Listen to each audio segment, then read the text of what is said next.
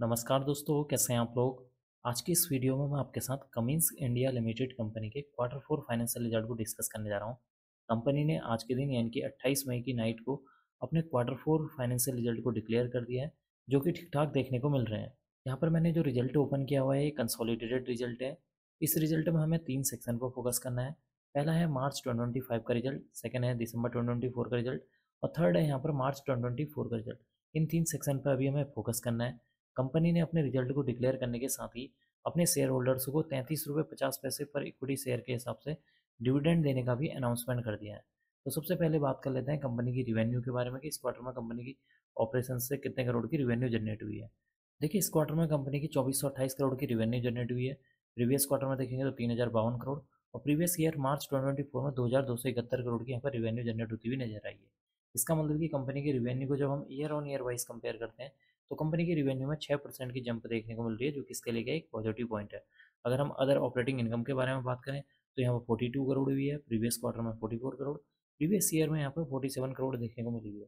इसका मतलब कि इस क्वार्टर में कंपनी की जो अदर ऑपरेशन इनकम है उसमें एक हल्की सी गिरावट देखने को मिल रही है। अब हम बात कर लेते हैं कंपनी के एक्सपेंसेस यानी कि खर्चों के बारे में। देखिए, इस क्वार्टर में कंपनी ने 1996 करोड़ के खर्चे किए हैं, प्रीवियस क्वार्टर में 2550 करोड़, प्रीवियस ईयर मार्च 2024 में 1829 करोड़ के यहाँ पर खर्चे देखने को मिल रहे हैं। इसका मतलब कि इस क्वार्टर में कंपनी के जो खर्चे हैं वो भी यहाँ पर बढ़ते हुए नजर आए हैं।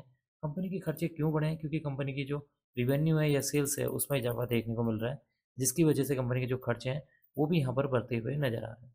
अब हम बात कर लेते हैं प्रॉफिट बिफोर टैक्स के बारे में। देखिए, इस क्वार्टर में कंपनी का profit before tax 690 crore, previous quarter में 713 करोड़, प्रीवियस ईयर में 676 करोड़ देखने को मिल रहा है। इसका मतलब कि इस क्वार्टर में कंपनी का जो प्रॉफिट बिफोर टैक्स है वो भी यहाँ पर बढ़ता हुआ नजर आया है। कंपनी के प्रॉफिट बिफोर टैक्स में 1.67% की जंप देखने को मिल रही है, जो कि इसके लिए एक पॉजिटिव पॉइंट है। बात कर लेते हैं कंपनी के प्रॉफिट आफ्टर टैक्स के बारे में यानी कि नेट प्रॉफिट के बारे में। देखिए, इस क्वार्टर में कंपनी को 529 करोड़ का मुनाफा हुआ है, प्रीवियस क्वार्टर में 558 करोड़, प्रीवियस ईयर मार्च 2024 में 538 करोड़ का यहाँ पर मुनाफा देखने को मिला हुआ है। इसका मतलब कि इस क्वार्टर में कंपनी का जो मुनाफा है उसमें एक हल्की सी गिरावट देखने को मिली है। परसेंटेज वाइज देखेंगे तो 1.67% की गिरावट देखने को मिल रही है, जो कि इसके लिए एक हल्का सा नेगेटिव पॉइंट है।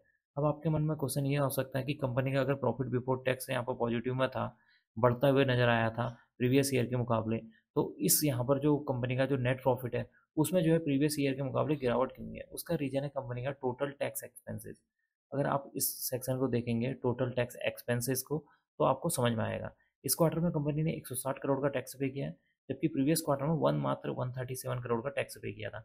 इसका मतलब कि इस क्वार्टर में कंपनी ने यहाँ पर टैक्स जो ज़्यादा पे किया है, जिसकी वजह से कंपनी का जो प्रॉफिट आफ्टर टैक्स है या नेट प्रॉफिट है उसमें प्रीवियस ईयर के मुकाबले एक हल्की सी 1.67% की गिरावट देखने को मिल रही है।